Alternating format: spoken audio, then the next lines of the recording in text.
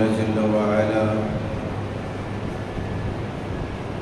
لم تكن آمنت من قبل أو كسبت في إيمانها خيرا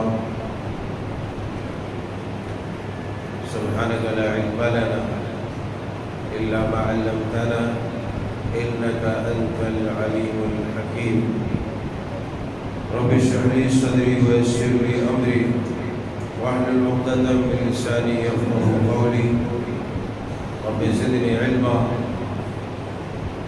اللهم رب زدني علما ربنا يسر ولا تعسر وتمم بالخير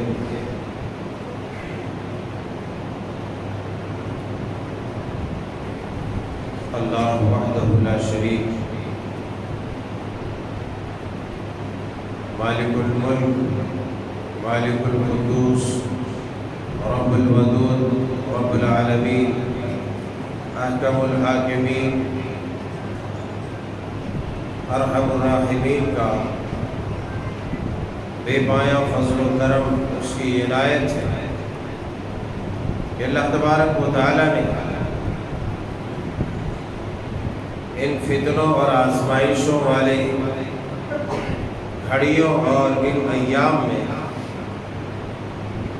ہمیں اپنے دین ایمان اسلام پر آج تک قائم اور دائم رکھا ہے بے شمار انعامات احسانات اور نعمتیں اس رب الودود نے ہمارے اوپر کی ہے اسی لیے ہر قسم کی حمد و ثنا کا حقیقی مستحق ذکر و شکر کا حقیقی مستحق اللہ رب الجلال والاکرام کی ذات پاک ہے فللہ الحمد ولہ الشکر سبحان اللہ وبحمدہ سبحان اللہ العظیم رب العالمین نے بے شمار نعمتیں اور احسانات جو ہم گنہگاروں کے اوپر کیا ہے ان تمام نعمتوں میں سے سب سے عظیم ترین نعمت نبی آخر الزمان جناب محمد رسول اللہ صلی اللہ علیہ وآلہ وسلم کی صورت میں آپ کی بعثت کر کے کی ہے اللہم صلی وسلم مبارک علیہ احباب گرامی بزرگوں نوجوانوں پیارے بچوں اور خواتین اور حضرات گزشتہ خطبے میں قرب قیامت کی وہ انوکھی علامتیں آپ سماعت فرما رہے تھے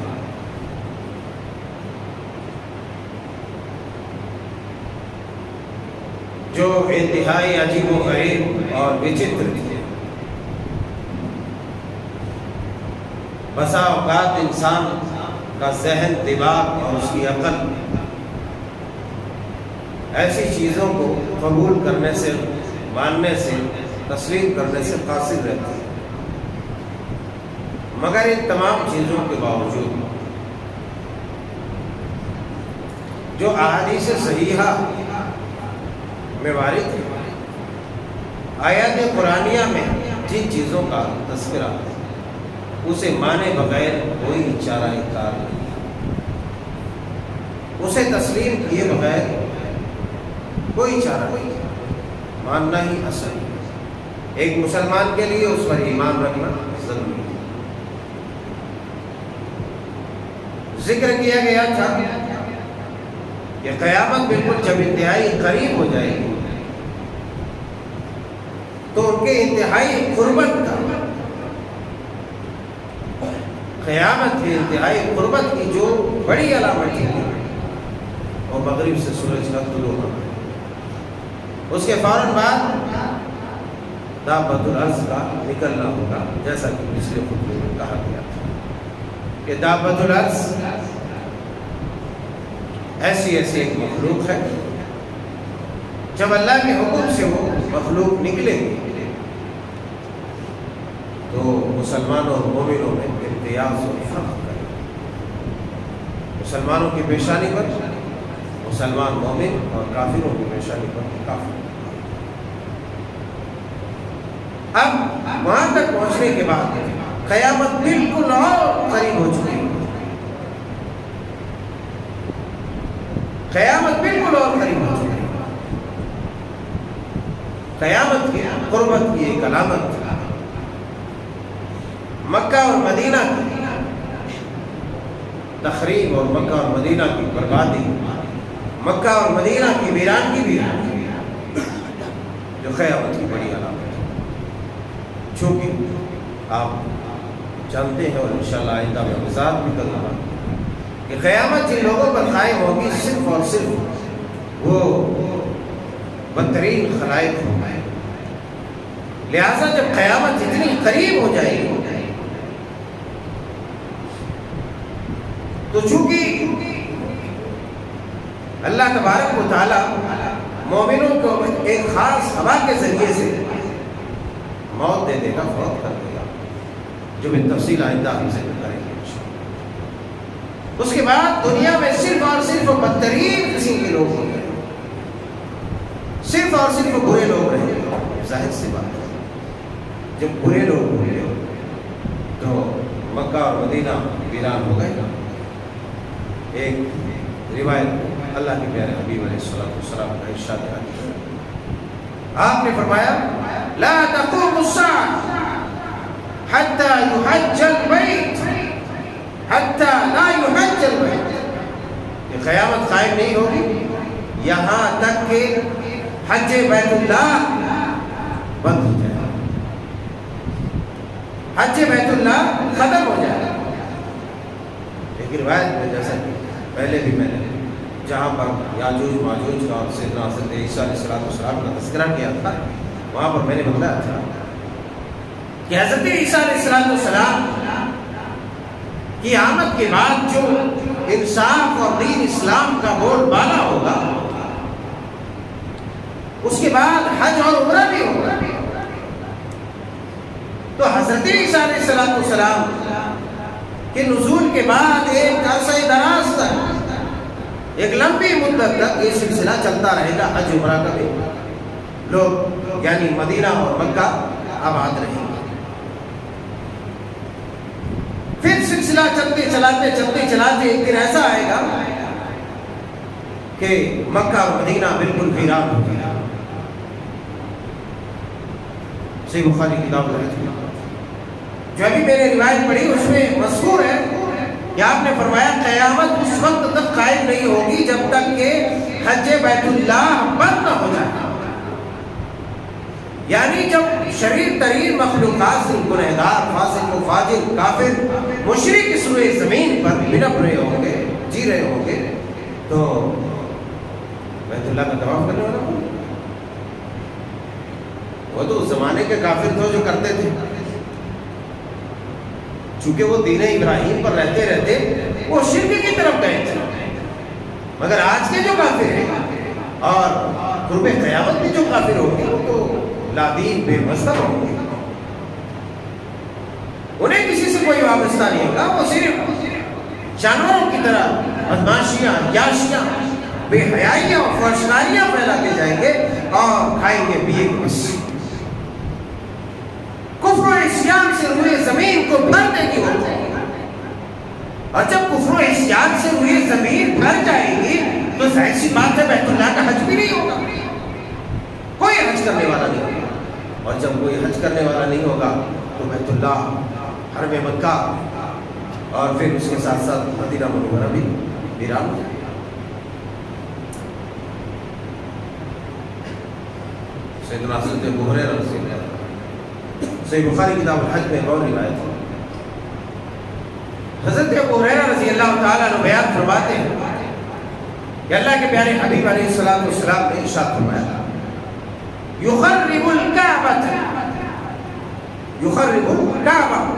تسویقتین من الحبشہ. صحیح بخاری کتاب الحج میں روایت فرمایا جو پتلی ٹانگوں والی ایک ایسا حبش حبشی انسان، کالا کلوٹا انسان جس کی ٹانگیں انتہائی، جن کی پنڈلیاں انتہائی پتلی ہو، ایک حبشی انسان کعبۃ اللہ کو اٹھائے گا، کعبۃ اللہ کی تخریب کرے گا، کعبۃ اللہ کو برباد کرے گا، کعبۃ اللہ کو توڑ دے گا۔ اور دوسری روایت میں صحیح بخاری کتاب الحج کی ہے، حضرت سیدنا حضرت عبداللہ ابن عباس رضی اللہ تعالیٰ عنہ نے بیان فرمایا،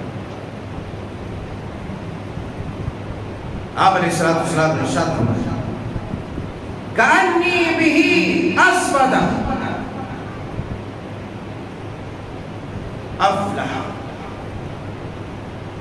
گویا کہ میں میری نگاہوں کے سامنے ایک پتلی پنڈلیوں والا کالا کلوٹا حبشی، گویا کہ میری نگاہوں کے سامنے کانی بھی اسود افحج یقلعها حجرا حجرا، آپ نے فرمایا کہ گویا کہ وہ کالا کلوٹا پتلی پنڈلیوں والا حبشی انسان، ذلیل انسان، گویا کہ وہ میرے سامنے ہے، میں گویا کہ اسے دیکھ رہا ہوں کہ جو کعبۃ اللہ شریف کا ایک ایک پتھر ہٹائے، کعبۃ اللہ کا ایک ایک پتھر جو توڑے گا، اس کالا کلوٹا حبشی کو گویا میں اپنی نگاہوں کے سامنے دیکھا، میں اپنی نگاہوں کے سامنے پا، گویا کہ میں ابھی اسے دیکھ رہا ہوں۔ اللہ یخرب الکعبۃ ذو سویقتین من الحبشہ، گویا کہ وہ آدمی انتہائی کالا کلوٹا حقیر ذلیل اور بدترین قسم کا انسان ہوگا جو کعبۃ اللہ کو اٹھائے۔ کعبۃ اللہ ہمارے ایمان کا مرکز اور منبع ہے، اسلام کا شعار ہے، اور کعبۃ اللہ کی عظمت کیا ہے، ہم میں سے ہر ایک مسلمان اس کو جانتا ہے۔ اور میں بتاتا چلوں، جیسا کہ ہمیشہ بتاتا ہوں، کعبۃ اللہ اس قدر پر عظمت ہے، ہمارے ایمان کی علامت ہے، اللہ کی قدرت کی نشانی ہے، اسی طریقے سے بالکل کعبۃ اللہ کی جس طرح عزت ہے، جس طریقے سے حرمت ہے، جس طریقے سے کعبۃ اللہ کی عزت حقیقی ہے، اسی طریقے سے ایک مسلمان کی عزت اور اس کی حرمت بھی اسی طرح حقیقی ہے، مسلم ہے، محقق ہے۔ یہ بات کیوں یہاں پر ہے، بیچ میں اسے لانے کی ضرورت کیا ہے؟ اس لیے کہ جس سماج میں جیتے ہیں وہاں ایک انسان دوسرے انسان کی، بلکہ ایک مسلمان دوسرے مسلمان کی عزت کی کوئی پرواہ نہیں، ایک مسلمان دوسرے مسلمان کی عزت کی کوئی پرواہ نہیں کرتا، اپنے قول و قرار سے، اپنی ادا سے، اپنے کردار سے، اپنی بات سے ایک دوسرے کی عزت کی دھجیاں اڑاتا پھرتا ہے، صرف آرسی لذتوں کے بنا پر یا آرسی خواہشوں کے بنا پر۔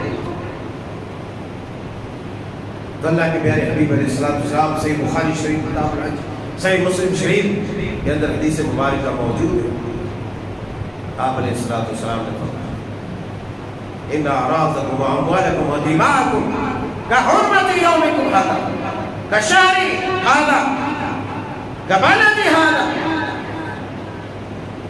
تمہارے اوپر ایک دوسرے مسلمان کی عزت، اس کا خون، اس کا مال، اس کی جان بالکل اسی طرح حرام ہے، بالکل اسی طرح جس طریقے سے کعبۃ اللہ کی حرمت مسلم ہے۔ اس مہینے ماہ ذو الحجہ کے مہینے کی حرمت ہے، اللہ اکبر، جو آج کے دن کی حرمت ہے اسی طریقے سے۔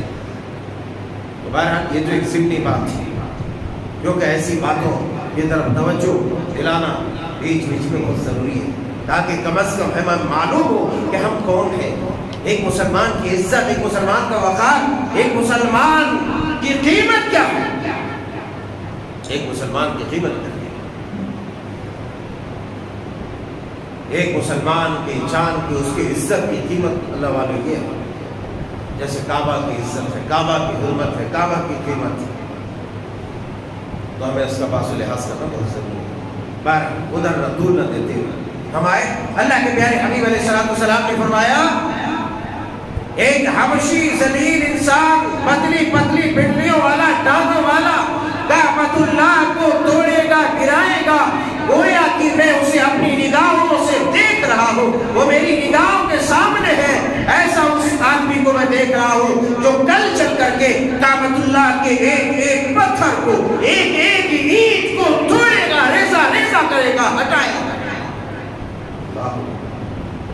ام المؤمنین سیدہ میمونہ رضی اللہ تعالیٰ عنہ بیان فرماتے ہیں، مسند احمد طبرانی کے اندر اسی طریقے سے علامہ البانی علیہ رحمہ نے اپنے سلسلہ صحیحہ کے اندر بھی اس روایت کو ذکر کیا ہے، جس میں آپ نے یوں بیان فرمایا ہے کہ کیف انتم اذا خرج الدین وسفك الدم وظهرت الرغبة وظهرت الرغبة، یہ کیا حال ہوگا تمہارا اس وقت؟ اے لوگوں تمہارا کیا حال ہوگا اس وقت؟ کیف انتم اذا خرج الدین، اس وقت تمہارا کیا عالم ہوگا، تمہاری کیفیت کیا ہوگی، تمہاری خیریت کیا ہوگی؟ اذا خرج الدین، جب دین میں بگاڑ پیدا ہو جائے، جب دین میں بگاڑ پیدا ہو جائے گا۔ آج دین میں بگاڑ پیدا ہوا کہ نہیں ہوا؟ اپنے دائیں دیکھو، بائیں دیکھو، اپنے آپ کو دیکھو، چھوڑو دوسرے، اپنے آپ کو دیکھو کہ دین میں بگاڑ پیدا ہوا کہ نہیں ہوا، تم دین کے اندر کتنا ہو دیکھو، اپنے ضمیر کو جھانکو، اپنے گریبان میں جھانکو، یہ بندہ کتنا دین میں موجود ہے، اس کے اندر کتنا دین ہے، یا دین کو کتنا فالو کرتا ہے۔ کیف انتم اذا خرج الدین، آج دین کے اندر کیا بگاڑ رہی ہے؟ لوگوں کے عقیدے میں فساد، ایمان میں فساد، اعمال میں فساد، اخلاق میں فساد، کردار میں فساد، یہاں تک کہ روزے نمازوں میں فساد، ہر ایک چیز میں کسی نہ کسی طرح کی گڑبڑیاں اور خرابیاں موجود ہیں۔ اب وجہ کیا ہے؟ اسباب کیا ہے؟ اب گھر جا کے بیٹھ کے سوچو، گھر جا کے بیٹھ کے سوچو بات، کیا ریزنز ہو سکتے ہیں، کیا وجوہات ہو سکتی ہے؟ ہر ایک چیز میں فساد، ایمان میں، عقیدے میں، اخلاق میں، کردار میں، اعمال میں، عبادات میں، معاملات میں، زبان میں، ہر ایک چیز میں فساد۔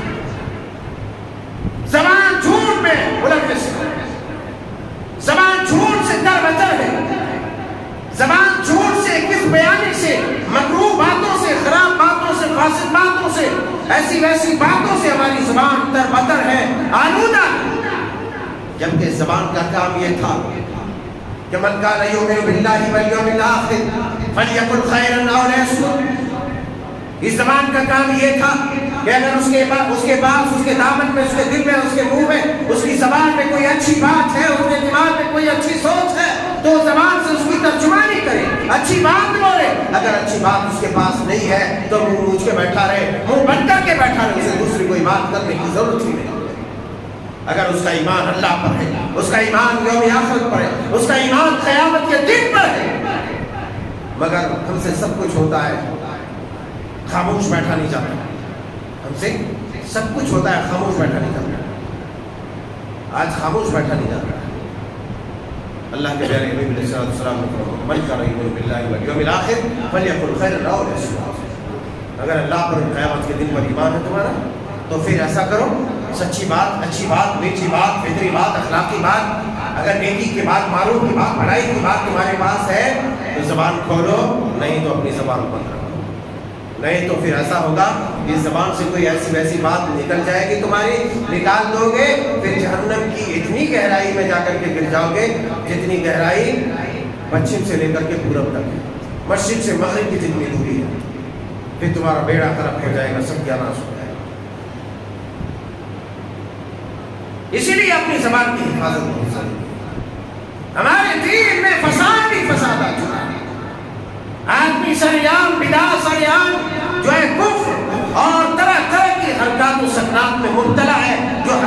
اللہ تبارک و تعالیٰ کو قبول کرے. دریدہ دلی کے ساتھ، دریدہ ذہنی کے ساتھ، بے دردی کے ساتھ، بے جگری کے ساتھ، ناشائستہ حرکات، ناشائستہ باتوں اور کاموں میں انسان مبتلا، اسے کوئی پرواہ نہیں. ان باتوں سے اللہ ناراض ہوتا ہو، اس کے رسول کی نافرمانی ہوتی ہو، ہمارے سماج میں خلفشار پیدا ہو سکتے ہیں، سماج میں برائی پیدا ہو سکتی ہے، سماج میں برائی پھیل سکتی ہے. میں اس کا موجد اور مینٹر بن سکتا ہوں، میں اس کا امام بن سکتا ہوں کہ کل قیامت کے دن اس کے بعد جتنے لوگ اس برائی میں مبتلا ہوں گے، گھرے رہیں گے، کل قیامت کے دن تمام لوگوں کا بوجھ بھی میرے سر پہ آئے گا. اس کی پرواہ کیے بغیر ہم کرتے چلے جاتے ہیں. اللہ والوں، اچھی بات ہے تو کرو، نہیں تو خاموش. دین کی حفاظت کرو. آج دین کی حفاظت نہیں ہوئی ہے، اس لیے تمام قسم کے سنکٹوں میں آج ہم گھرے ہوئے، تمام قسم کی پریشانیوں میں ہم مبتلا ہیں. مسجد مندر پوری زندگی کا ایک جو ہے بحث کا ایک محرہ بن چکا ہے. سب ٹوٹے گا، ہڈیاں بھی ٹوٹے گا. اسی لیے اپنے آپ کو تیار کرو، اپنے اندر ایمانی جلال قوت پیدا کرو، تاکہ کوئی بھی تمہارے دل کو ڈرا نہیں سکتا، تمہیں تمہارے ایمان کو متزلزل اور تمہیں خائف نہیں کر سکتا ہے. جب ایمان مضبوط رہے گا، ذکر سے تمہاری زبان تر بتر رہے گی، جھوٹ سے تمہاری زبان خالی رہے گی، گندگیوں سے، کیچڑوں سے، کینہ کپٹ، بغض و عناد، کفر اور ضلالت و گمراہی سے تمہارا سینہ صاف رہے گا. پھر اللہ تبارک و تعالیٰ کا تقویٰ کرے گا، اور تقویٰ کا نور جس کے اندر پیدا ہوگا، اس تقویٰ کے نور سے پوری دنیا کو منور و مجلہ و صفا. اس لیے اپنے باطن کو صاف کرو. اللہ کے پیارے حبیب علیہ السلام نے فرمایا کیف انتم اذا خرج الدین، تمہارا کیا حال ہوگا اس وقت جب دین میں بگاڑ پیدا ہو جائے. دین میں بگاڑ پیدا ہوا، اسی لیے ایک دوسرے کی عزت، احترام، وقار، شرافت، کرامت ہر ایک کی بھول گئے. محبت، اخوت، ہمدردی، بھائی چارگی، یہ سب کے سب مفقود ہے، سب کے سب ختم ہے. اسی لیے دین میں بگاڑ پیدا ہو گیا. اور جب دین میں بگاڑ پیدا ہو جائے گا نا، وَسُفِكَ الدَّمُ، پھر آپ نے فرمایا کیا حال ہوگا اس وقت جب خون بہے گا. خون، جب خون ہی خون بہے گا، قتل و غارت کے لیے عام ہو جائے گی. دین میں بگاڑ پیدا ہوا، انسان اس سبق کو بھول گیا جو حجۃ الوداع کے موقع پر سرور کونین نے فرمایا تھا، ایک مسلمان کا خون تمہارے اوپر حرام ہے، حرام ہے، حرام ہے، بالکل کعبہ کی حرمت کی طرح. اگر مسلمان بھول گیا، نکالا، تلوار نکالی اور بھاگ کے سینے کو چاک کر دیا، پائے کی گردن کو کاٹ دیا. تو عام مسلمان تو عام مسلمان. کیوں ہوا ایسا؟ اس لیے کہ دین میں بگاڑ پیدا ہو گیا. اس کے اندر دین ہی نہیں ہے، اس کے اندر ایمان ہی نہیں ہے، اس کے اندر اسلام ہی نہیں ہے. اس لیے ایک دوسرے کی عزت و احترام نہیں ہے. اور جب عزت و احترام نہیں تو کچھ بھی نہیں سمجھے گا کسی کو. وَسُفِكَ الدَّمُ، خون کا بہنا، قتل و غارت گری عام ہے. آج انسانی جانوں کی کوئی قیمت ہے؟ کچھ بھی قیمت نہیں. جہاں چاہ رہا وہاں آدمی کو پکڑ کے ٹھوک دے رہا، مار دے رہا، ختم. 4 دن میں، 8 دن میں، 10 دن میں اس کی سنوائی ہو جا رہی، ختم ہو جائے. زیادہ سے زیادہ کیا ہوتا ہے؟ اور زیادہ تر بدماش تو ایسے ہیں جن کی کوئی گرفت نہیں، جن کی کوئی پکڑ نہیں. قانون بالکل اندھا ہو چکا ہے، عدالتیں اندھی ہو چکی ہے، عصبیت کی تاریکی میں گم ہے، اور آج انصاف کرنے سے قاصر ہے. اور وجہ کیا ہے؟ وجہ یہی ہے کہ یہ تمام بلائیں ہماری بے ایمانی، ہماری بد اخلاقی اور ہمارا مردہ ضمیر کی وجہ سے یہ سب کے سب ہو رہا ہے. وَسُفِكَ الدَّمُ، کیا حال ہوگا تمہارا اس وقت جب دین میں بگاڑ پیدا ہو جائے گا، جب قتل و غارت گری عام ہو جائے گی، خون کا بہنا عام ہو جائے گا. ایک دم عام ہے، ایک دم. وَظَهَرَتِ الرَّحْمَةُ، اور زیب و زینت ظاہر ہو جائیں گے، زیب و زینت ظاہر ہو جائیں گے. آج ہے زیب و زینت بالکل ظاہر ہے. جن لوگوں کو زیب و زینت اختیار نہیں کرنا چاہیے وہ مرد بھی عورت بن کے گھوم رہے ہیں. سمجھ لو، آج کل نوجوان مرد بھی عورت بن کے گھوم رہا ہے. گھوم رہی ہے کہ گھوم رہا ہے، اس کو کہا کہیں. جب اسپاٹ پر دیکھیں گے تو سمجھ میں آئے گا کہ گھوم رہا ہے کہ گھوم رہا ہے. بالوں کو ربر اوبر سے دبا کے ایک سائڈ کر کے پتہ نہیں عجیب و غریب جو ہے اس قدر مکروہ بنا کر کے ایسے زیب و زینت اپنا کر کے جیسے عورتیں اپناتی ہیں اپنے شوہروں کے لیے. ارے مر گیا مردود نہ فاتحہ نہ کرو، تو کون سی صورت لے کے گھوم رہا باہر؟ تجھے تو آدمی پہچاننے سے قاصر ہے، کہیں تو دوسرے نمبر کا تو نہیں ہے، 6 نمبر کا. یہ بھی آدمی پریشان ہے کہ آدمی دیکھ کر دوری سے ڈر جا رہا ہے کہیں پیسے اسے مانگنے نہ آ جائے، کیونکہ وہ لوگ زبردستی کرتے اس لیے لوگ ڈرتے ہیں. پریشان. ارے اپنا حلیہ بناؤ، اللہ والا صورت بناؤ، صورت. ارے نبی کے ماننے والے صورت بناؤ، نبی جیسے، نبی جیسی صورت بناؤ جس میں عزت ہے تمہارے لیے. دنیا دیکھ کے کم از کم احترام کرے گی تمہارے. ایسی صورت لے کے گھومو گے تو وہی بولے گی کہ بھائی کوئی ناچنے جانے والے 6 نمبر کے ہو، تو اس سے بچو. اپنی صورت بناؤ، اپنے اخلاق کو مت بگاڑو. وظاہرت الرغبت زیب و زینت، سجنا دھجنا یہ بالکل عام ہو جائے گا. کیا مطلب ہے اس کا؟ اس کا مطلب یہ ہے کہ ناجائز طریقے سے سج دھج کے باہر اپنے شنگار اور اپنے بناؤ شنگار کو، اپنے سجاوٹ کو، اپنے زیب و زینت کو باہر لوگوں کا جو ہے لوگوں کی مرکز نگاہ بنائے، لوگوں کی نگاہوں کا مرکز بنائے کہ لوگ دیکھیں اسے. وظاہرت الرغبہ. آج امت کی بیٹیاں بھی اس بیماری میں مبتلا. خیر تو خیر ہے بھائی، جو اپنے بناؤ شنگار کر کے جو نکلتی ہے اور دعوت نظارہ دیتی وہ تو ہے ہی ہے، مگر یہ کوئی اسلام کی بیٹیاں کہنے کو اسلام کی بیٹیاں یہ بھی تو کم نہیں ہے، یہ بھی کم نہیں ہے. وظاہرت الرغبہ. میں حدیث بیان کر رہا ہوں. وظاہرت الرغبہ تو زیب و زینت ظاہر. زیب و زینت کس کے لیے ہے؟ زیب و زینت عورتوں کا اختیار کرنا اس کے شوہر کے لیے، اس کے شوہر کے لیے ہے. مگر اس آیت کریمہ کی خلاف ورزی کرتے ہوئے وَقَرْنَ فِي بُيُوتِكُنَّ وَلَا تَبَرَّجْنَ تَبَرُّجَ الْجَاهِلِيَّةِ الْأُولَىٰ. اس آیت کریمہ کی خلاف ورزی کرتے ہوئے زیب و زینت اختیار کر کے، بناؤ شنگار کر کے بازاروں میں گھومنا، پارکوں میں گھومنا، دعوت نظارہ دینا، یہی تو اس حدیث مبارکہ میں بتایا گیا ہے کہ زیب و زینت ظاہر ہو جائیں گے. مگر میں سمجھتا ہوں کہ حدیث مبارکہ میں تو عورتوں کے لیے تھا، مگر یہ مرد بھی اس طرح کی حرکتیں کر کے باہر ہو جو انتہائی لعنت والی حرکت ہے. یاد رکھو، کوئی بھی مرد اگر عورتوں والا کام کرے بولے تو عورتوں والی شکل و شباہت اختیار کرے، خاص جو چیزیں عورتوں کی ہے اسے اپنائے، تو ایسے آدمی پر اللہ کی لعنت ہے. ایسے آدمی پر کیا ہے؟ اللہ کی لعنت ہے. وظاہرت الرغبہ، رغبت ظاہر.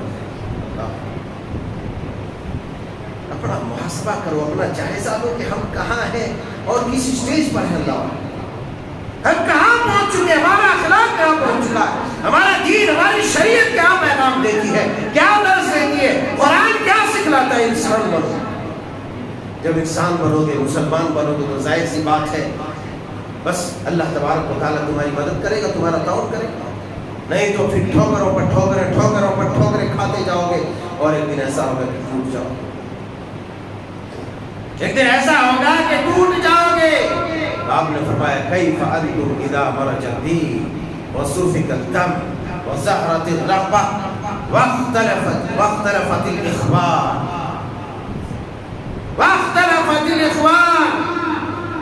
بھائیوں کے درمیان اختلاف قائم ہو جائے. ظاہر سی بات ہے جب بددینی آ جائے گی، دین میں بگاڑ پیدا ہو جائے گا تو خون بہے گا، قتل و غارت کے لیے عام ہو جائے گی. جب بددینیت کے شکار عورتیں ہوں گی، مرد ہوں گے، تو پھر ایسے ناجائز طریقے سے کھلم کھلا ایسی تیسی حرکتیں کریں گے. اور پھر جب بددینیت آئے گی، ایک دوسرے کا احترام ختم ہوگا. پھر ویسے صورت میں یہ ہوگا کہ آپسی منافرت، آپسی اختلاف میں، لڑائی بھڑائی میں مبتلا ہو جائے گی یہ قوم. لڑائی بھڑائی آج اختلاف ہے کہ آپ کو بیٹے سے، بیٹے کو باپ سے، چھوٹی چھوٹی چیزوں میں، جن چیزوں میں اختلاف ہونا ہی نہیں چاہیے، بھائی کو بہن سے، ماں کو بیٹے سے، بیٹے بہو سے، ایک دوسرے سے لگا ہوا ہے۔ واختلفت الاخوان، بھائیوں کے درمیان اختلاف، وشرف البنیان، اسی طریقے سے اونچی اونچی عمارتیں قائم ہوں گی، بڑی بڑی بلڈنگیں بنیں گی۔ اللہ اللہ، آج صرف مقابلہ آرائیہ یہی سے وہ زینت میں ہے، یہی بلڈنگوں میں ہے، یہی ظاہری چیزوں میں ہے جو اس دنیا کی چھوٹی سی حقیقت ہے۔ اس میں ان رنگینیوں میں پڑا ہوا ہے انسان۔ آج ہر کوئی چاہتا ہے، آج دیکھو بعض مملکت اسلامیہ کا دیکھو، ابھی خلیفہ مر گیا، اس نے جو عمارت بنی ہے کیا پیغام ملتا ہے؟ یہ سب کے سب عارضی ہے، یہ فانی ہے، یہ یہی رہ جانے والی چیزیں ہیں، مگر یاد رکھو تم فنا ہو جانے والے ہو، تمہارے ساتھ یہ ایک بھی چیزیں نہیں رہیں گی۔ یہ ساری باتیں بیان کرنے کے بعد ایک بات اور فرمائی آپ نے، وَحُرِّقَ الْبَيْتُ الْعَتِيقُ، اور خانہ کعبہ کو آگ لگا دی جائے گی۔ اللہ اکبر، خانہ کعبہ کو آگ لگا دی جائے گی۔ محدثین فرماتے ہیں یہ ممکن ہے کہ جو پتلی پنڈلیوں والا حبشی غلام کعبۃ اللہ کو ڈھائے گا، ایک ایک اینٹ کو توڑے گا، ایک ایک پتھر کو توڑے گا، وہی خانہ کعبہ کو، کعبۃ اللہ کو وہی آگ لگا دے گا۔ اللہ اکبر۔ اس کے بعد کعبۃ اللہ اسی طریقے سے مدینہ منورہ بھی ویران ہو جائے گا۔ اللہ کے پیارے حبیب علیہ الصلوۃ والسلام نے ارشاد فرمایا کہ تم لوگ مدینہ منورہ کو خیر و بھلائی پر چھوڑ جاؤ گے۔ دوسری روایتوں میں ہے ملک شام، یمن اور دوسرے بغداد وغیرہ ممالک فتح ہوں گے، اور فتح کرنے کے بعد جو ہے مدینہ کی طرف جائیں گے، اور مدینہ میں اپنے اہل و عیال کو لے کر کے پھر اسی طریقے سے وہاں جو ان کی بات مان لیں گے ان سب کو لے کر کے ان ملکوں کی طرف آ جائیں گے۔ دھیرے دھیرے مدینہ پورا خالی ہو جائے گا۔ پھر چلتے چلاتے آپ علیہ السلام نے فرمایا کہ ایک وقت ایسا ہوگا کہ مدینہ منورہ کے اندر صرف درندے، چرندے، پرندے، یہی سب جانور وہاں پر رہیں گے، اور یہ جانور وہاں پر اپنا بسیرا کریں گے، یہ جانور وہاں پر اپنے کچھار بنائیں گے۔ ایک دفعہ ایسا ہوگا قبیلہ مزینہ کے دو آدمی قبیلہ مزینہ کا وہ چلا جائے گا، مدینے کی طرف آگے بڑھے گا، مدینے کی طرف اپنی بکریاں لینے کے لیے جائے گا۔ ممکن ہے کہ جب وہاں سے آ رہا ہوگا ان کی بکریاں چھوٹ گئی ہوں گی، اپنی بکریاں چھوڑ کے آئے ہوں گے، وہ اپنی بکریوں کو لینے کے لیے جائیں گے۔ اللہ اکبر۔ مدینہ منورہ کے قریب جب جائیں گے تو دیکھیں گے مدینہ منورہ جنگلات میں اور بھیڑیوں، درندوں اور جنگلی جانوروں، چرندوں، پرندوں سے بھرا ہوا ہے۔ اللہ اکبر کبیرہ۔ یہ درندوں کو دیکھ کر کے وہ واپس پڑ دیں گے، جو قبیلہ مزینہ کے جو لوگ ہوں گے، واپس آنے کے بعد وہ سنیت الوداع تک، سنیت المقام سنیت الوداع، جہاں سے مسافر کو مدینہ والے رخصت کرتے تھے، خود اللہ کے پیارے حبیب علیہ السلام کو جو ہے وہاں رخصت کرنے کے لیے صحابہ اور دیگر لوگ جاتے تھے، یا پھر کوئی باہر سے آتے تھے تو وہاں انتظار کرتے تھے ان کے لیے، انہیں ریسیو کرنے کے لیے۔ وہی سنیت الوداع تک جو ہے یہ لوگ جائیں گے اور یکایک اپنے منہ کے بل گر جائیں گے، اور پھر وہ گھڑی ختم ہو جائے گی، یعنی یا تو قیامت کی وجہ سے یا پھر کسی اور وجہ سے وہ دونوں کے دونوں ہی فنا ہو جائیں گے۔ اس کے آگے انشاءاللہ تبارک و تعالیٰ آئندہ خطبے میں اور 2-3 نشانیاں ہیں بڑی بھاری بھرکم، اور آخری نشانی کو آئندہ خطبے میں مکمل کرنے اور قیامت قائم ہوگی اس کے ضمن میں ہم گفتگو کریں گے، سنیں گے۔ اللہ جل شانہ سبحانہ و تعالیٰ سے دعا ہے کہ مولا کریم ہم تمام گنہگاروں کو اپنے فضل و کرم سے پروردگار تو معاف۔ اے اللہ ہمیں صحیح دین، ایمان، اسلام اور کتاب و سنت پر چلنے کی توفیق۔ اے اللہ ہمارے ایمان کی حفاظت فرما، عالم اسلام کی حفاظت فرما۔ اے اللہ مساجد کی حفاظت فرما، مدارس اسلامیہ کی حفاظت فرما۔ آمین۔ تقبل یا رب العالمین۔